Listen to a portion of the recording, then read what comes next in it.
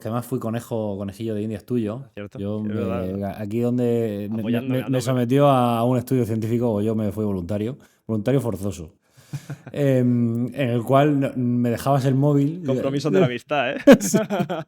Era una cosa muy rara porque teníamos que hacer press banca, una serie de repeticiones, después de estar un rato con el móvil, que podía ser a veces viendo documental, otras veces viendo WhatsApp y otras veces viendo unas cosas rarísimas. Sí, sí, sí. Y ese estudio sirvió, lo publicasteis, y sirvió para ver los efectos de la fatiga o del uso de tareas cognitivas, ¿no? Ujú.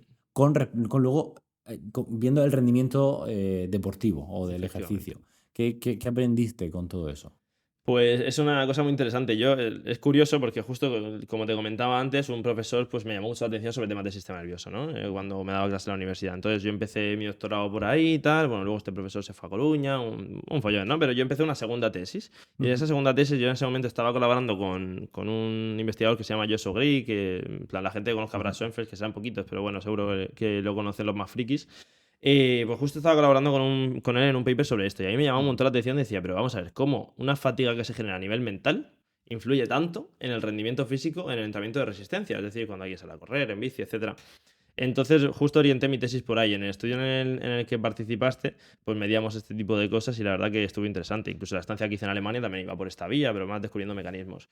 Lo que descubrimos en general en estos estudios es que cuando salimos, por ejemplo, incluso tú y yo aquí, pues hablando, generamos cierta fatiga mental, luego nos ponemos a trabajar un poco en el ordenador y luego vamos al gimnasio, si vamos a repeticiones moderadas o altas, vamos a rendir menos que si no hubiésemos hecho esto. Es Sí, decir, yo no lo sabía, es una pero realidad. desde luego me pega muchísimo, Sí, porque cuando yo tengo un fin de semana que estoy tranquilo y voy al gimnasio, rindo más claro. que un día como hoy, que vengo del hospital No hasta paras. arriba, ahora grabación, y ahora me voy a ir a entrenar a las 8 de la tarde y efectivamente me va a costar más. Claro, pues esto mismo que cualquiera puede decir, eso, Angelo Mosso, un profesor que de universidad hace un montón de años, dijo, ostras, es que rindo menos cuando simplemente volviendo en bici a casa. Dice, Claro. me cuesta más, tengo la sensación de que me cuesta más, tal.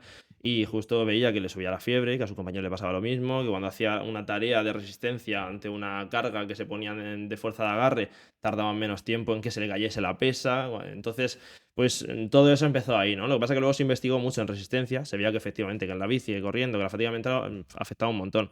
Pero nosotros dijimos, joder, pues vamos a investigarlo también, que había un par de papers o tres, vamos a investigarlo también en fuerza. Efectivamente.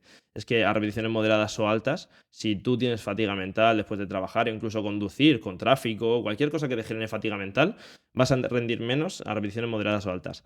Ahora bien, la duda estaba en, bueno, dos cosas. ¿Qué ocurre a repeticiones bajas? Que ya digo yo, no afecta. Es decir, si tú vas a tirar, por ejemplo, a 2, 3, 5 repeticiones, no te va a afectar. Si vas a hacer un salto máximo, no te va a afectar. Si vas a hacer un sprint, probablemente tampoco te va a afectar. Y ahora, ¿qué ocurre si esa fatiga mental, en vez de estar creada por cosas obvias, como puede ser un estudiante que se pasa una tarde de estudio o nosotros trabajando con ordenador, qué ocurre si estoy usando las redes sociales? Es decir, si estoy respondiendo WhatsApps, mails, pues lo que ocurre es que también se produce fatiga mental de forma significativa, pero la reducción del rendimiento es menor. Incluso, aunque sí que se ve que la capacidad, realmente la capacidad no se modifica, pero digamos la fuerza que tú aplicas contra la barra es menor, pero el número de repeticiones no se altera tanto. Ajá. Es decir, no llega a ser Ya, tan ya te entiendo. significativo el impacto que tiene, como puede ser después de trabajar, o el Stroop test este, que te acuerdas que poníamos con Sí. los números y todo esto, es bastante más significativo de cara a reducir el número de repeticiones ante un mismo peso que tú usas en el gimnasio. A pesar de ello, otros estudios sí que ven que puede afectar prácticamente igual. Nosotros vimos que afectaba, pero menos. Vale. Entonces, ¿cuál es la realidad? Yo sí tengo que recomendar, ponte los cascos, ponte la música con Bluetooth y deja el móvil en la taquilla. Y además, entre series, pues si puedes socializar un poquito, pues socializas sin que se te vaya Vale. mucho el tiempo, ¿no? Pero la realidad, yo muchas veces a lo mejor voy pillado en el día a día, quiero quitarme mails, quitarme WhatsApps, me llevo el Ujú. móvil entre series, pero al menos asumo que sé que un poquito me va a afectar negativamente en el rendimiento entrenando. Entonces ya es, pues, balanza como todo.